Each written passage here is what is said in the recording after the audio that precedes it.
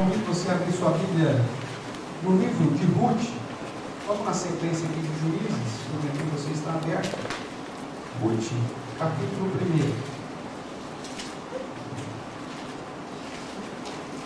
Quando você abre lá, Ruth, capítulo 1, os irmãos que estão nos acompanhando pela internet, como nós estamos gravando, o áudio não sai direto aqui da mesa, então ele pega o som ambiente, irmãos. Então esse chiado aí que os irmãos estão ouvindo é por conta do barulho do ar-condicionado, barulho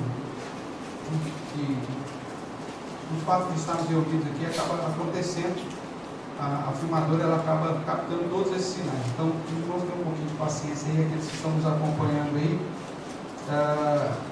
por conta aí dessa nova realidade, né? Os irmãos estavam acostumados com a transmissão próxima, né? Eu falando diretamente no microfone do computador, então o som ficava bem melhor. Mas que os irmãos, por favor, tenham paciência aí. Infelizmente é uma situação que não dá para resolver, tá bom? Ruth, capítulo 1, versos de 1 a 5. Os primeiros 5 versos apenas. Hoje nós estaremos começando uma sequência no livro de Ruth, como já fizemos com as cartas aos Tessalonicenses, tanto a primeira, a segunda, como já fizemos também com o livro do Êxodo. Então hoje nós vamos começar aí uma sequência no livro de Ruth. Okay? Eu vou ler, os irmãos acompanham a leitura que farei. Diz assim a palavra do nosso Deus, Ruth, capítulo 1, verso 1 a 5. Nos dias em que julgavam os juízes, houve fome na terra. E um homem de Belém de Judá saiu a habitar na terra de Moabe, com a sua mulher e os seus 2 filhos. Este homem se chamava Elimeleque, e sua mulher Noemi. Os filhos se chamavam Malom e Quilion, efrateus de Belém de Judá. Vieram à terra de Moabe e ficaram ali.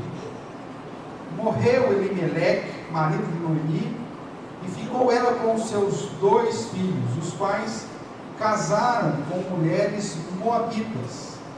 Era o nome de uma órfã e o nome de outra Ruth. E ficaram ali quase 10 anos. Morreram também ambos, Malom e Quilion, ficando assim a mulher desamparada de seus 2 filhos e de seu marido. Vamos orar mais uma vez? Pai querido, nós te damos graças pela leitura da tua palavra, Deus, e clamamos para que na tua graça e misericórdia, teu Santo Espírito nos ilumine, nos dirija, nos ensine, nos edifique nesta noite. Pai, que a graça do Senhor repouse sobre todos nós, inclusive sobre mim, para que apesar de mim mesmo, o Senhor fale ao coração dos teus filhos e filhas, e que hoje haja transformação, salvação, para a honra e glória do teu santo e bendito nome, que é o que também lhe suplicamos em Jesus Cristo. Amém. Amém, queridos? Amém. O que significa confiar, irmãos?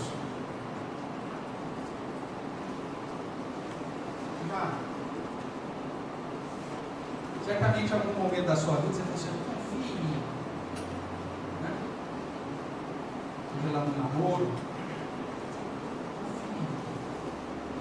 confie. Quando você pegou a estrada aí para fazer uma viagem, e as coisas começaram a dar errado, aí o outro pessoal pode confiar.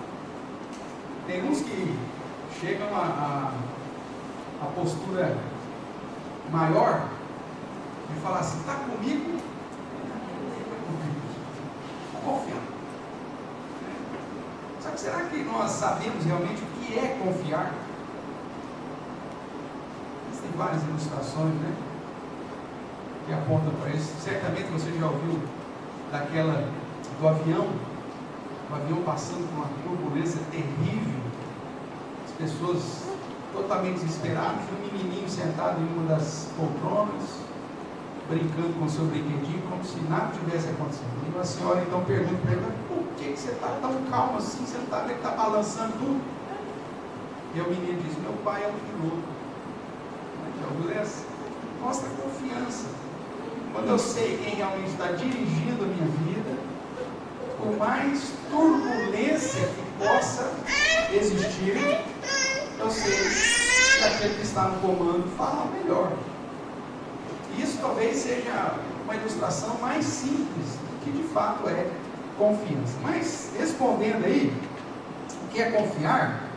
É depositar fé em algo ou alguém. É acreditar que algo ou alguém cumprirá o que for prometido, ou nos suprirá naquilo que precisamos, mas não temos como alcançar sozinhos. Existem algumas situações que não tem como, você tem que confiar e não existe outra possibilidade.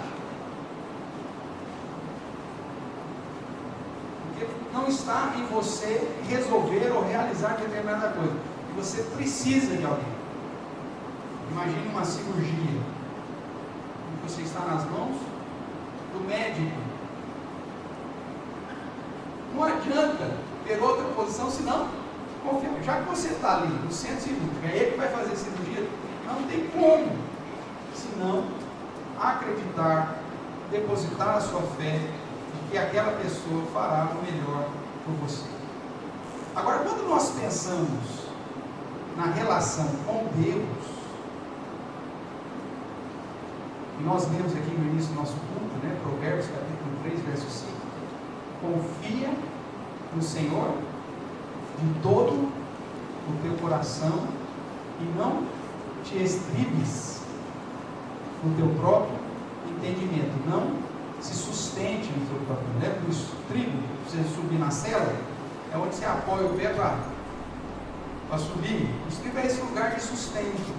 Então não coloque o seu pé, o fundamento da sua vida no seu próprio entendimento, mas confie no Senhor de todo o teu coração. Quando então a questão da confiança se aplica a Deus, é algo que vai além, muito além da compreensão humana. Confiar em Deus é saber que existe um Senhor soberano, grandioso, poderoso, que governa tudo e todos, e que mesmo as situações adversas da vida estão dentro do controle dele. Mesmo quando há fome na terra, Deus continua sendo o Senhor de todas as coisas. E Ele tem um propósito, inclusive, para isso. Esta era a situação descrita aqui no livro de Ruth, nos dias que os juízes julgavam. Nós lemos aqui em Juízes que eram dias difíceis, onde aquela geração ela tinha uma inclinação terrível para fazer aquilo que dava no seu próprio, segundo o seu próprio entendimento, o que dava na cabeça eles faziam. Quando Deus levantava um juiz, eles até recebiam um limite, um direcionamento, e as coisas entravam no eixo. Morria o juiz, pronto, virava uma bagunça novamente. Cada um fazendo o seu próprio desejo, seguindo o seu próprio coração, andando segundo o seu próprio entendimento, né? Colocando a base, o sustento da vida no seu próprio entendimento e não confiando no Senhor. O texto, portanto, começa a dizer que nesses dias, onde as pessoas estavam cada uma vivendo segundo o seu próprio pensamento, Deus permite vir fome na terra. Deus, na sua grandeza, irmãos, em alguns momentos vai permitir situações adversas na nossa vida. Fome na terra aqui é sinônimo de situação difícil. Ainda mais num contexto onde eles dependiam da agricultura. Não haviam produtos industrializados, não havia como guardar muitas coisas, né? Não havia ainda conservante, não havia ainda geladeira, não havia nada para que você tivesse aí a provisão por algum tempo. Se você não colheu aquele ano, você ia passar fome. Se a sua criação não desse cria, não ia ter peru no Natal. Se a ovelhinha não produzisse, você ia passar frio. E nesses dias, diz então o texto, que houve fome na terra.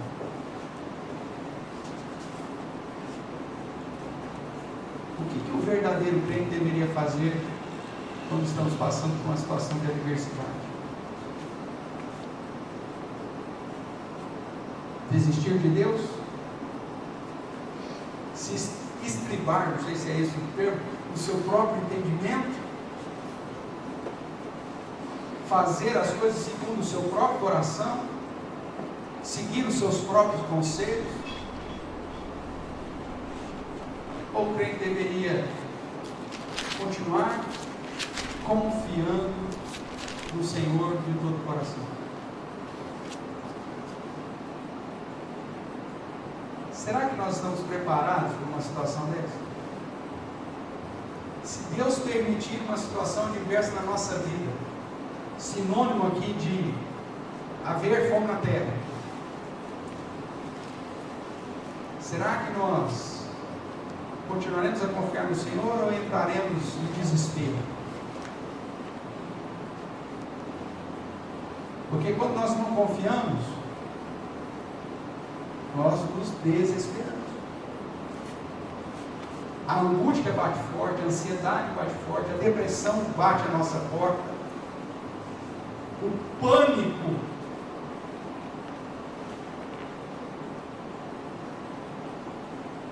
surge, e de repente, a única solução que a gente encontra quando há fome na terra, quando há dificuldade na vida, é fugir. Alguns fogem literalmente, simplesmente some. Começa a dificuldade de bater a porta, a pessoa some. Outros irmãos, dependendo da angústia e da situação, pensam até mesmo e executam, né? Suicídio.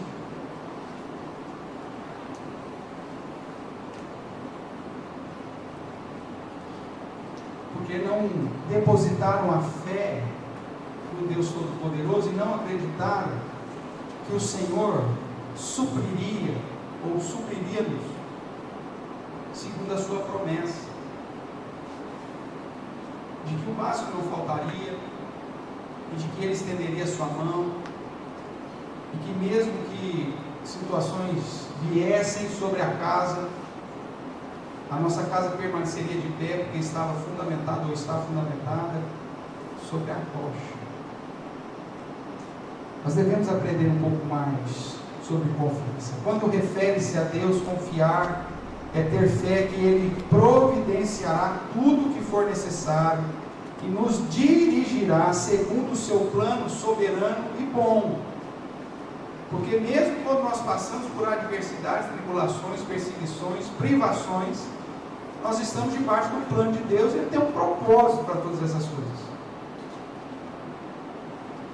Tiago vai dizer isso, inclusive temos que ter alegria por passar por toda sorte de provações.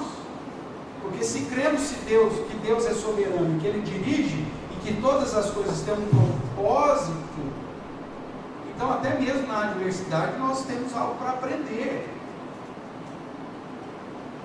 Deus quer nos conduzir à perseverança, Tiago vai dizer, e atingindo essa perseverança, nós nos tornaremos aquilo que Deus quer que sejamos.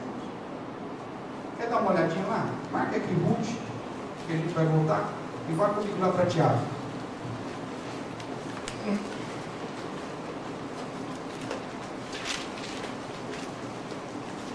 Tiago capítulo 1, nos versos 2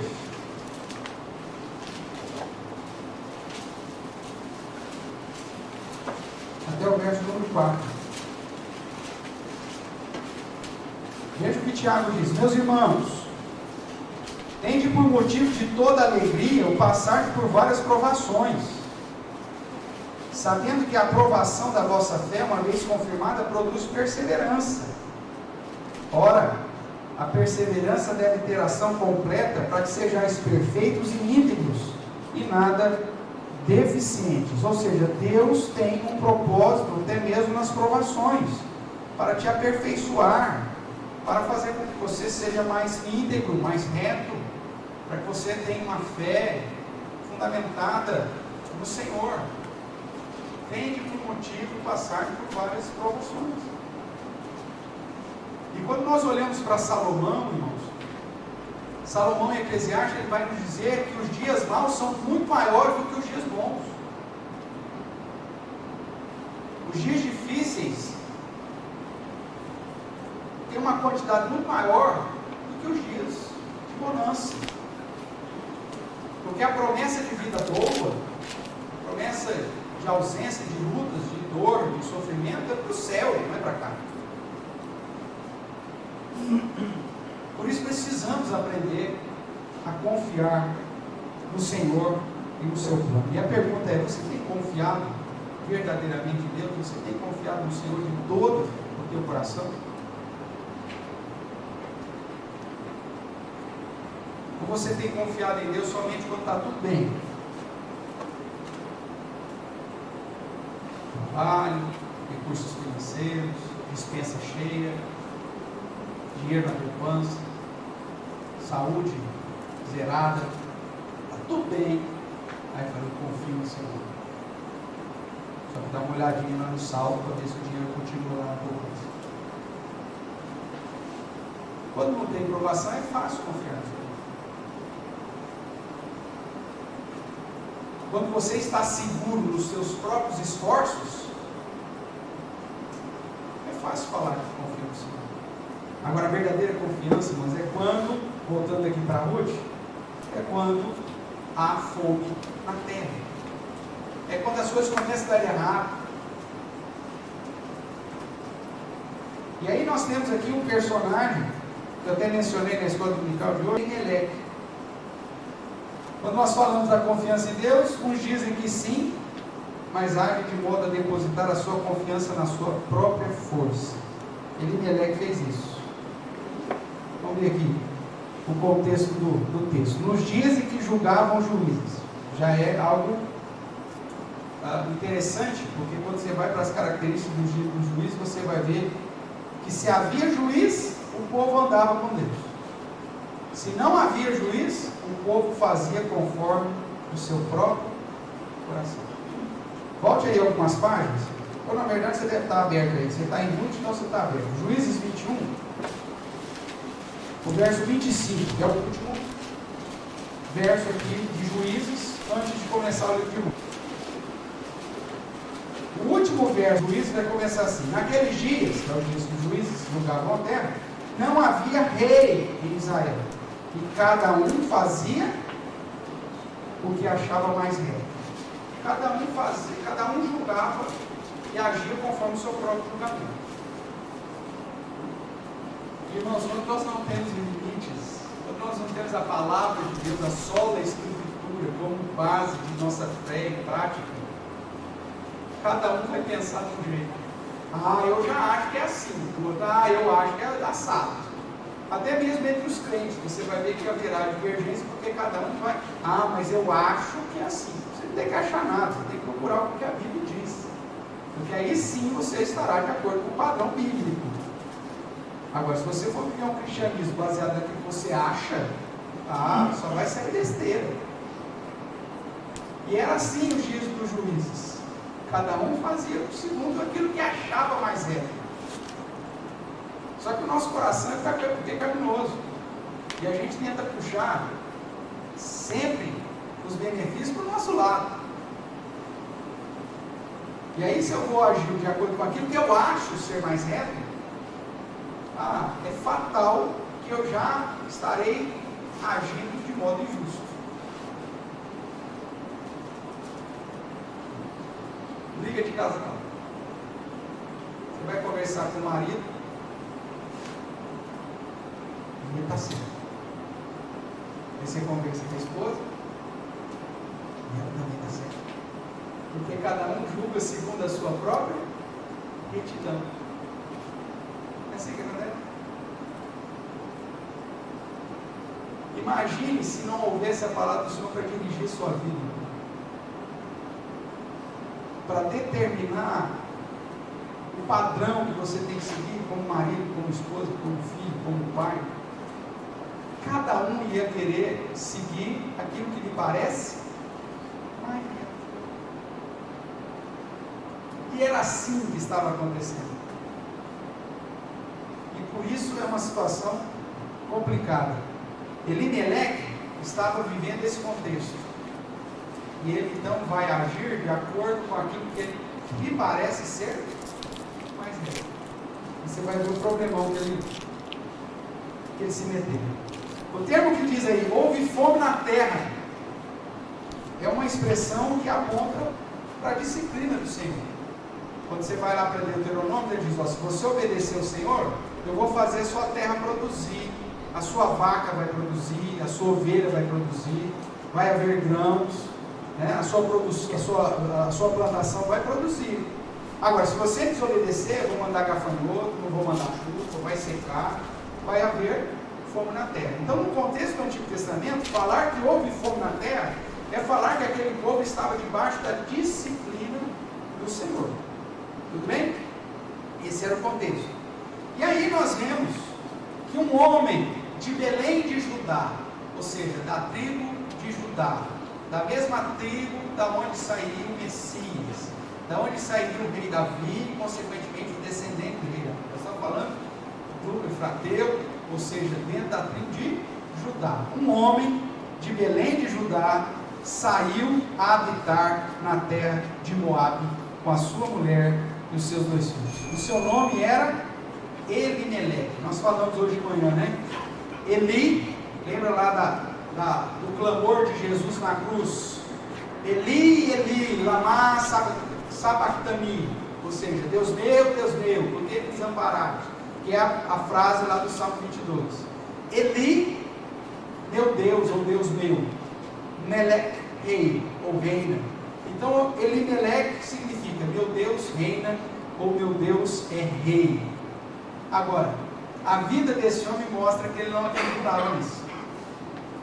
Porque se ele acreditava que Deus estava reinando, que Deus estava no governo, que Deus estava no comando, mesmo que houvesse fome na terra, o que ele tinha que fazer? Permanecer confiando no Senhor. Só que o texto diz que ele faz o quê? Ele vai para Moabe. Sabe o que significa ir para Moabe? Vamos dar uma olhadinha aqui no próprio texto de Ruth, para que você possa compreender aí. Quando nós olhamos aqui no capítulo 1 ainda,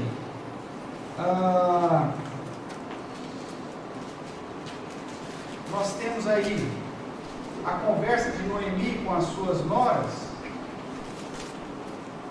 verso 15, vai dizer assim, disse Noemi, porque Ruth se apegou e disse que não ia embora, aí disse Noemi, eis que a tua cunhada, a órfã, voltou ao seu povo, e qual que é a expressão que está aí?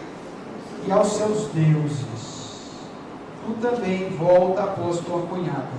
E aí Ruth vai dizer, verso 16, não me enches para que te deixe, e não me obrigue a não seguir-te, porque aonde quer que fores, irei eu, onde quer que pousares, ali pousarei eu, o teu povo é o meu povo, o teu Deus é o meu Deus. Nesse contexto aqui do juízo julgando a terra, e nos dias de Noemi, Ruth, Elimeleque e tudo mais, dependendo do lugar que você morava, indicava o Deus em que você confiava. Os deuses eram territoriais. O povo de Israel servia ao Senhor. O povo de Moabe servia o seu Deus.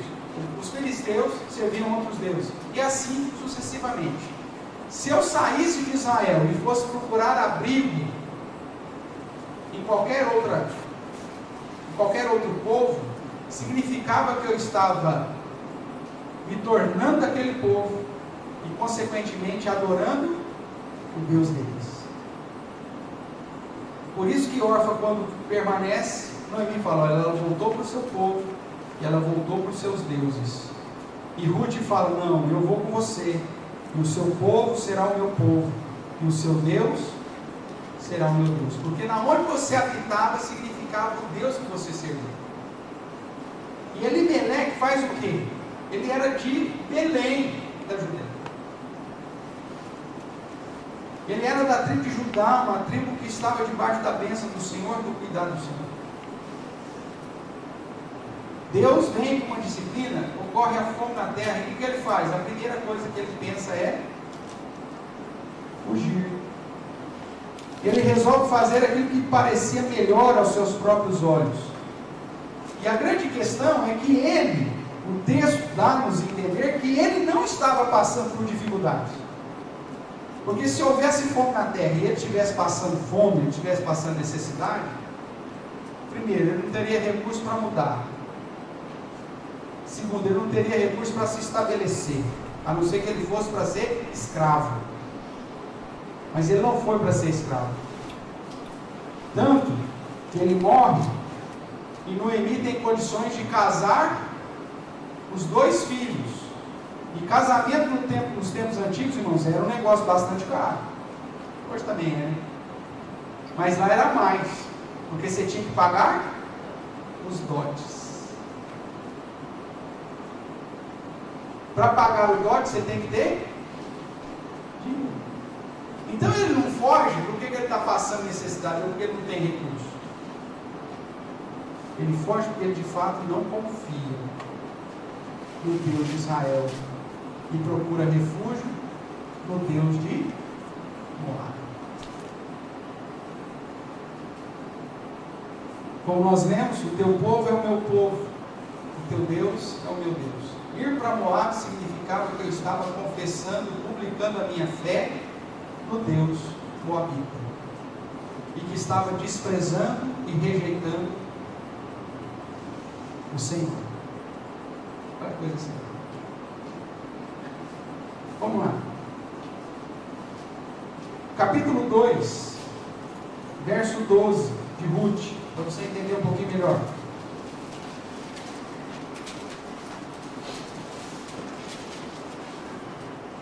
Aqui Boaz está falando a Ruth, e ele diz assim para Ruth: o Senhor retribua o teu feito, e seja cumprida a tua recompensa pelo Senhor Deus de Israel, sob cujas asas vieste buscar refúgio. Por que Boaz diz isso? Porque Ruth veio morar em Israel.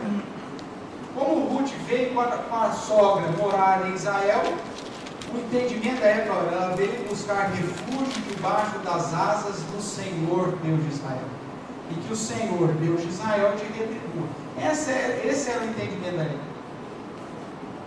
Aonde você ia, apontava o Deus a quem você servia. Tudo bem até aqui, irmãos? Feito esse pano de fundo, ir para Moab significava não confiar no Senhor. E a pergunta que eu tenho para você é o seguinte: quando há fome na tua terra, para onde você vai? Quando a adversidade bate a tua porta, para onde você vai? Você continua debaixo das asas do Senhor Deus de Israel? Ou você tem fugido por aí?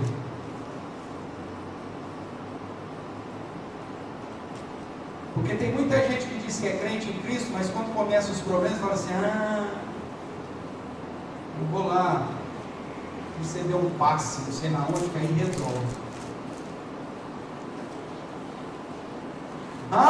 Eu vou numa igreja lá, que eu fiquei sabendo lá, aquele lá o pastor é poderoso lá.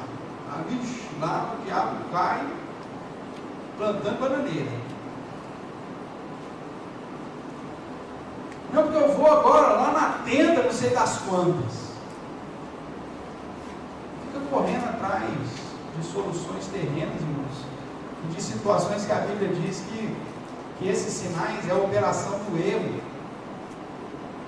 realizado segundo a eficácia de Satanás, para enganar aqueles que não amaram a verdade. Veja, quando a dificuldade tem batido a tua porta, o que você tem feito? Você é daquele que, no primeiro santo que passou perto, você já se agarra? Ou você tem depositado a sua fé exclusivamente no Senhor Deus de Israel? Você é daqueles que saem correndo para fazer uma simpatia? Mira, as coisas estão difíceis, né? Tem que fazer uma simpatia. E tem crente que faz simpatia, só que dá outro nome, chama de campanha. Né? Simpatia de crente pentecostal chama-se campanha. Você faz um voto, você faz um sacrifício. Nada mais é que dar um outro nome para simpatia. Então você vai, participa de não sei quantas vezes da mesma reunião, e da mesma forma que Satanás, no baixo espiritismo, não exige que você compre lá uma cabaça com pipoca, uma galinha preta e um de vinho, ou de pinga, de aguardente. As igrejas chegam nessa campanha, você tem que também dar não sei quanto. É assim que funciona. É assim que funciona. Será que quando a adversidade tem batido a sua porta, você tem continuado debaixo das asas do Deus de Israel? Ou você tem procurado os moabita? E é sobre isso que eu quero chamar a sua atenção. Porque se você fizer como Elimeleque, isso vai gerar consequências na sua vida. Quando você deixa de confiar no Senhor, isso produz consequências. Porque Deus exige que confiemos nele de todo o nosso coração. A palavra do Senhor apresenta isso como um imperativo, como uma ordem. Confie. São vários textos. Se você fizer lá depois uma busca sobre o texto que foi em Deus, você vai ver que são vários. E que a sua confiança vai ser realmente demonstrada no momento da luta, no momento da dificuldade, no momento da adversidade. Mas se porventura eu deixar de confiar na providência de Deus, o que pode acontecer comigo? Vamos ver. A primeira consequência é algo óbvio. Você vai se afastar da intimidade com Deus. Nós cantamos nessa noite, nós amamos a presença do Senhor, que nós corremos para ter uma intimidade maior com aquele que já nos abençoou.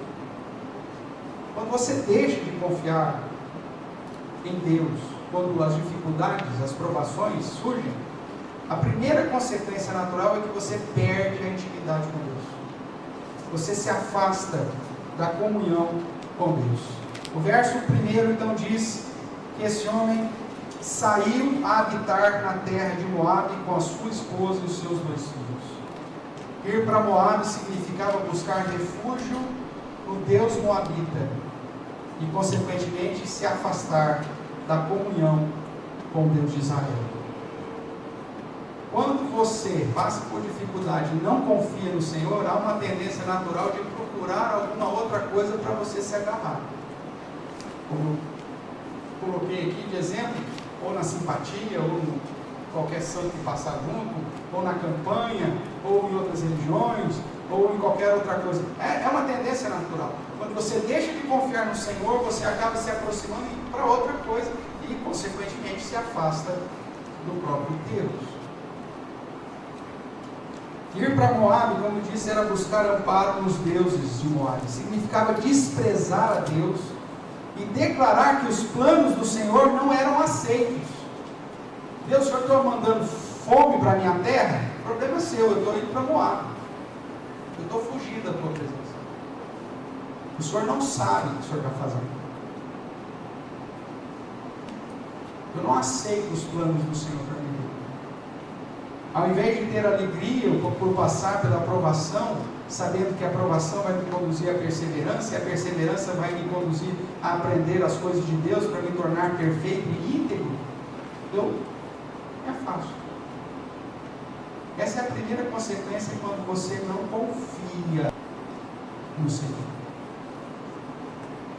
Ir para Moabe significava me afastar da comunhão com Deus, Pois quando não confiamos, nós desprezamos e não desejamos estar juntos. Quando você perde a confiança para alguém, vamos pensar no relacionamento interpessoal. Quando você perde a confiança em alguém, você deseja estar junto dessa pessoa? Não. Porque quando você não confia no Senhor também, você não deseja estar na presença dele. É a primeira consequência da falta da confiança, se afastar. Por isso a palavra exige: confie no Senhor de todo o teu coração, em toda e qualquer circunstância. Abacuque vai dizer: olha, está dando tudo errado na minha vida, mas eu louvo o Senhor, porque Ele é o Deus da minha salvação, eu confio nele. Malaquias, que nós temos estudado às quartas-feiras, aponta para o mesmo princípio. O povo, por conta das dificuldades da época, estava desprezando a Deus, desprezando a sua palavra, desprezando a sua igreja, o seu reino, porque já não confiava mais no Senhor. Primeira consequência, então, quando você não confia em Deus, você acaba se afastando dele. Você quer saber se a sua vida realmente está depositada na confiança do Senhor? Certamente você terá mais e mais intimidade com Deus. Você vai desejar estar na presença do Senhor, você vai amar a palavra dele, vai meditar nessa palavra de dia e de noite, você vai desejar aprender mais de Deus, você vai desejar conhecer mais o Senhor, você vai desejar servir mais esse Deus, você vai falar desse Deus. Mas quando ele não é algo da sua confiança, isso não acontece. Segunda consequência: confiar nos seus próprios esforços. A gente tem que confiar em alguma coisa, não é verdade? Se eu não confio no Senhor de todo o meu coração, eu vou confiar ou me estribar nos meus próprios entendimentos, nos meus próprios esforços. E aí eu vou ter um plano bem definido e vai dar certo. É assim que eu vou pensar. Veja aí o verso 2. Vieram então para Moab, né? Esse homem tem a família toda. Final do verso 2: vieram à terra de Moab e ficaram ali. Esse era o plano. Lá no final do verso 4 diz: os filhos se casaram com as mulheres moabitas, que já era uma outra questão proibida pela palavra do Senhor. Mas agora eles estavam desprezando a Deus, já haviam se afastado do Senhor. Casar com um estrangeiro não era problema para eles. Porque quando se afasta do Senhor, quebrar a lei de Deus, não tem mais nenhum problema. Quando você confia nos seus próprios esforços, você traça os seus planos, e a vontade de Deus não vale mais nada para você.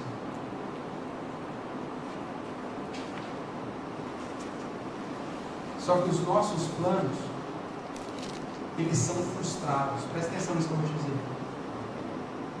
Quando você confia nos seus próprios esforços, isso dá em nada.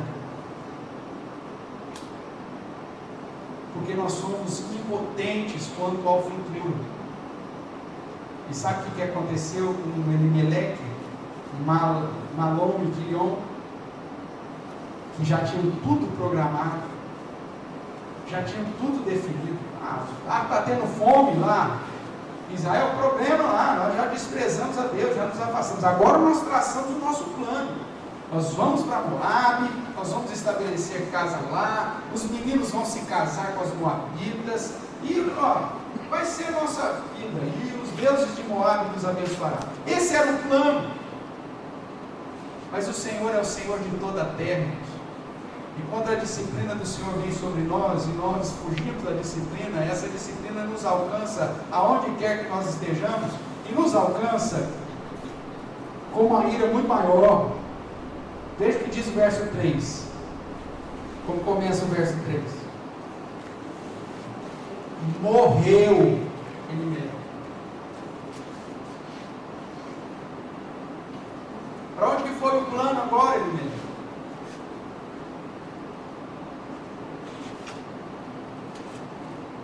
Toda a solução que ele tinha planejado para a sua família morreu. Verso 4, ou melhor, verso 5: morreram também ambos, Malom e Quilion, ficando assim a mulher desamparada dos seus 2 filhos e do seu marido. Como dizem os jovens e adolescentes, deu ruim. O plano saiu, o tiro saiu pela culatra. Todo o planejamento foi por água abaixo. Morreu Elimelec, morreu Malom, morreu Quilion. Porque os planos de Deus, irmãos, nunca serão frustrados. Se você não estiver no centro da vontade do Senhor e se levantar para ir contra a vontade do Senhor, não tenha dúvida. Deus não vai mudar os seus planos porque Ele tem medo de você.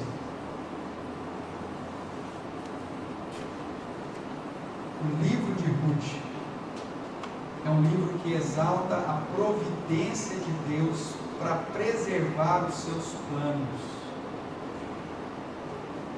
Elimelec, ela era da linhagem da onde sairia o Messias. E Deus não podia deixar de cumprir os seus planos por conta de um homem que desprezou e deixou de confiar no Senhor. E que foi procurar refúgio em outros deuses. E que fez os seus próprios sonhos e confiou nos seus próprios esforços. Morreu. Veja que Elimelec não foi um deslize dele. Não foi uma atitude impensada. Eles ficaram ali bastante tempo. Diz a Bíblia que quase 10 anos. É lógico que tudo isso aconteceu nesse período, mas é bastante tempo. Eles não se arrependeram. Passou o primeiro ano, que besteira que nós fizemos, vamos voltar para o Senhor. Não. Eles continuaram com os planos. Eles continuaram confiando nos próprios esforços. Até que Deus vem e dá o checkmate. Coloca fim nos esforços humanos de Elimelec. E morreu. Eles usaram o que tinham para procurar refazer a vida em outro lugar, confiando em seus próprios esforços e segundo o seu próprio entendimento. Irmãos, quando não confiamos em Deus, nós seguimos os nossos próprios planos e agimos segundo a nossa própria cabeça. E se isso confronta a soberania de Deus, nós seremos os maiores prejudicados. Confie no Senhor de todo o teu coração e não te estribes no teu próprio entendimento.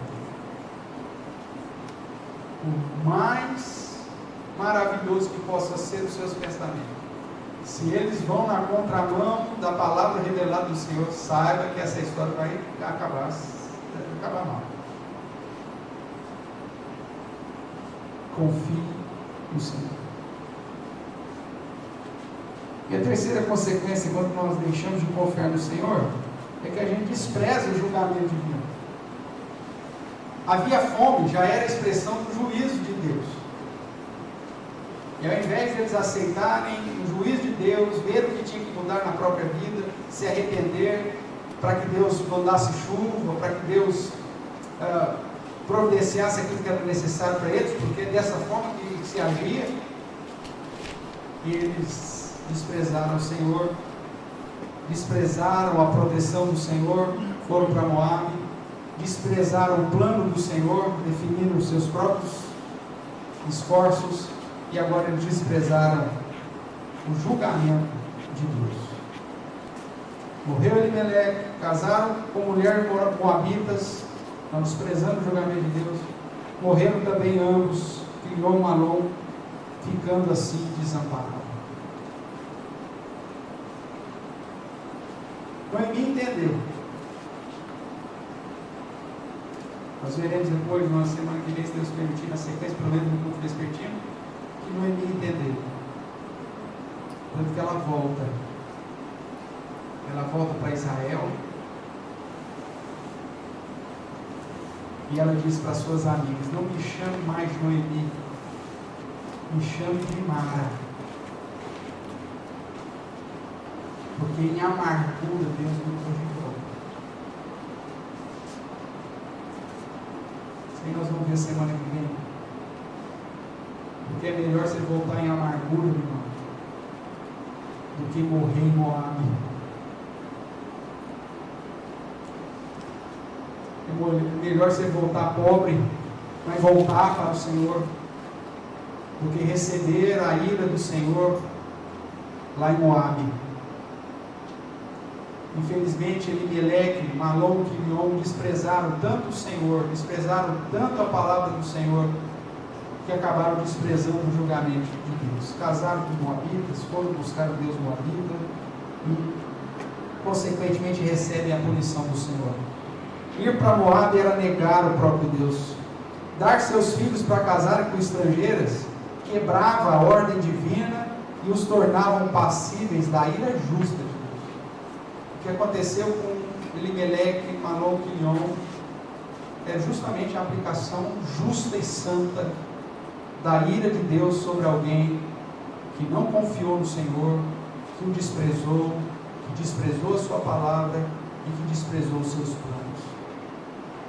Cuidado em desprezar a Deus, em desprezar a sua palavra, em desprezar os seus planos. Cuidado em deixar de confiar no Senhor e começar a confiar no seu próprio entendimento. Quando não confiamos em Deus, infelizmente, nós agimos de modo contrário à palavra do Senhor. E vamos colher as consequências disso. Elimeleque, Malom e Quilion colheram, a própria Noemi, mas Deus, para cumprir com seus propósitos, permitiu que ela voltasse em amargura, mas voltasse para debaixo das asas do Senhor de Israel. Veja aí no verso 6, que já é sobre o texto da semana que vem, mas para que você possa pelo menos fechar esse quadro.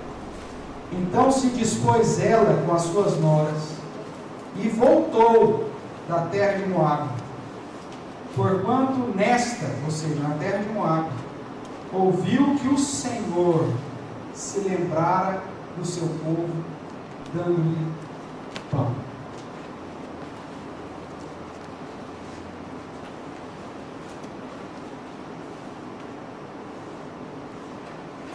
Mesmo longe do Senhor, a gente fica sabendo das coisas de Deus, né?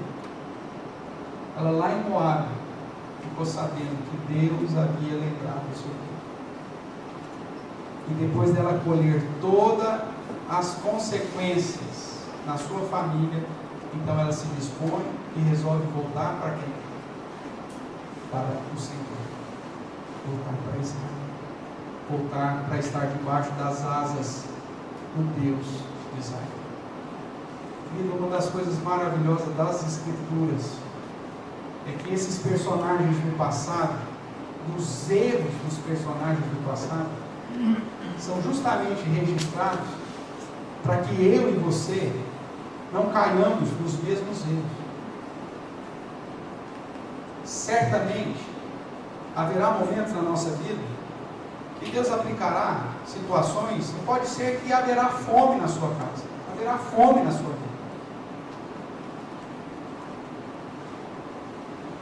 Mas tem motivo de alegria passar pelas provações, sabendo que a provação produz perseverança, e a perseverança, uma vez confirmada, te conduz a ser perfeito e íntegro na presença do Senhor. Confia no Senhor de todo o teu coração, e não te estribes no teu próprio entendimento, seja qual for a situação que bata a tua casa. Deus cumprirá com seu plano, e se você permanecer fiel, confiando no Senhor, nos planos de Deus, na ação de Deus, mesmo que a tempestade passe, e a tempestade seja daquelas fortes, o Senhor lembrará do seu povo, como diz o verso 6.